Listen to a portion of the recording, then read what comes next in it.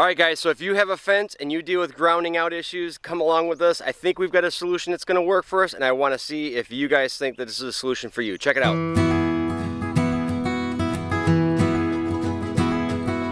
So we're on a mission today to fix the fence. If anyone has ever dealt with hot wire fence and grounding out and all those things, I'm going to show you a solution I think that's going to work for us. It's been proven by lots of people, and so we're jumping on the timeless fence bandwagon and we're going to give it a try and let you guys all know what our thoughts are. So let's check it out.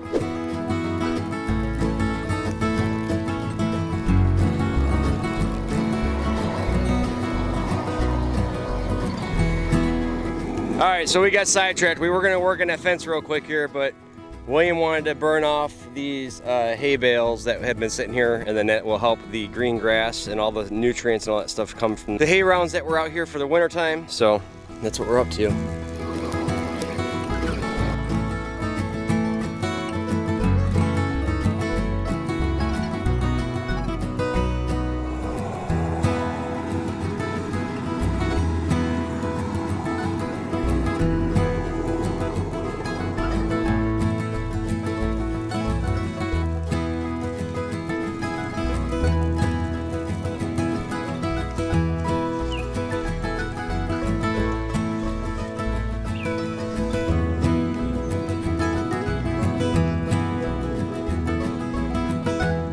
All right, so we're out here at our back pasture.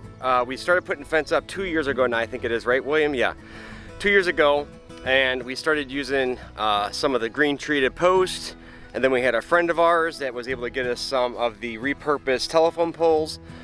So we're in the back pasture, and we're trying out a new T-post system. I got tired of chasing lines that were hit by animals and grounding out, and so I went to an older, wiser man, Greg Judy, over at his page there. So check out Greg Judy. He does rotational grazing and pasture management, and he uses a product called Timeless Fence. And their slogan is the fence post, or the post is the insulator. It's PVC. So PVC has a 25-year rated life warranty for out in the pasture. It's not fiberglass. Fiberglass has to be repainted. And it can break down and become brittle, and it can give you those nasty fiberglass splinters. PVC has got the color and the UV treating throughout the entire product. Like I said, it's got 20 or 25 year, I think it's 20 year, lifetime use on it as far as that goes. And the post itself is the insulator. So if you have your fence touching it, it's okay. That's the point of it. You actually just wire your fence through one of the holes, or you put it, you tag it on with a tag wire, which is what we're going to use because we already have fence in place. So we're going to use a tag wire system, but then otherwise you just run it right through the pre-drilled holes once you set your post and you have your fence all laid out. So our fence posts we keep our T-posts right around our top line at 40 inches tall, and that's so wildlife can pass through, but the sheep and the horses and the cows and all that good stuff, they stay in with it at that height. So 40-inch is the top of our line. We have anywhere from 4 to 5 wires depending on what we're using the fence system for. And I forget the spacing on it. I think it's about every 8 inches, honestly, is what it ends up being. Let's go ahead and jump in and get some of these fence posts replaced. Use the Timeless PVC T-post and get this grounding out issue taken care of. All right, so these are the fence posts that we're using. They're the PVC T-post. They're 5 foot tall, and they have holes pre-drilled in them every 3 inches. So it starts off at the bottom post here, and then it slides up every 3 inches to the top. And so it does have a drive distance for you to get it in the ground however tall you want it. So let me check real quick here for what we're using this for.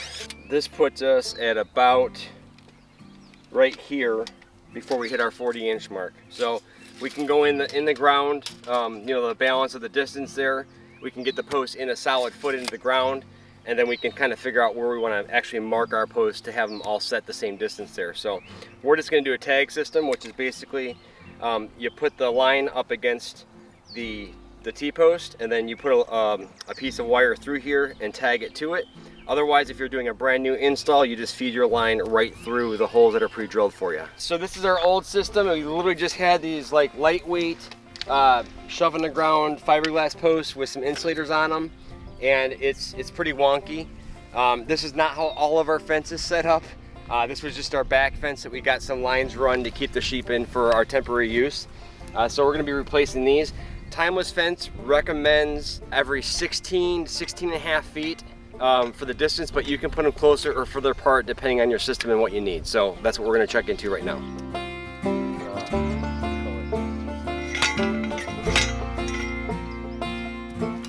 Nice thing is there's some flexibility to them so that they don't snap. That's the flexibility it actually creates.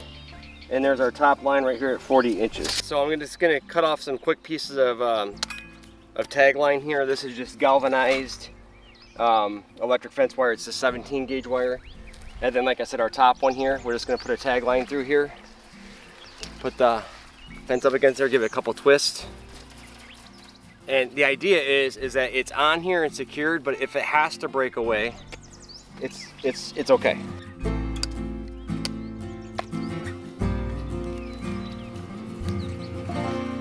So we went off the ground here. We ended up going our 8 inches, and then we went 6 because it's it's about 6 inches between these here. So we skipped a hole and went 6 and went 6, and then we went 4 holes and 4 holes because the sheep and the smaller animals, they'll touch up against this stuff here and not want to push through it as easy. And then the larger animals, they really only need one line to keep them in anyhow. So horses, cows, we found that one line keeps them in just fine. And then our perimeter fence, we use anywhere from 3 to 5 lines, but usually it's 4 or 5 lines on our perimeter.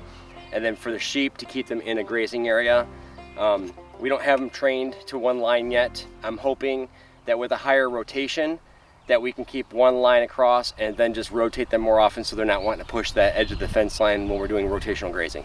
So these guys at Timeless think of everything, right? If you just look a little closer. So the Timeless fence system posts have on them a berry post to line, go figure. So you really have to just, put it in the ground to the post mark right there.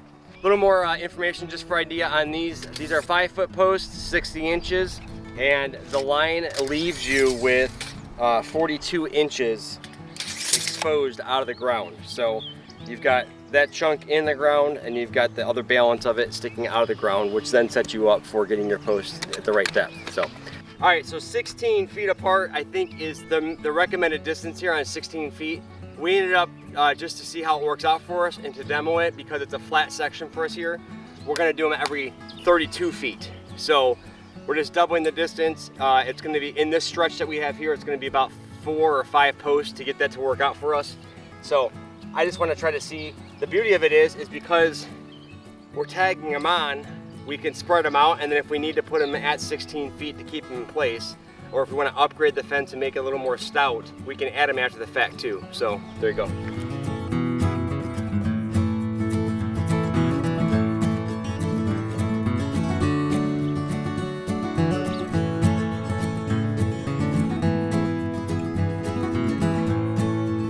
All right, so William and I put up a bunch of fence posts around the property here. The PVC posts, we're excited to see if they help with the grounding out issues, and we will give you an update on how they're working out for us throughout the season here. Go ahead and check out these videos for what's going on here at Heartway Farms, and we'll see you all later. Thanks.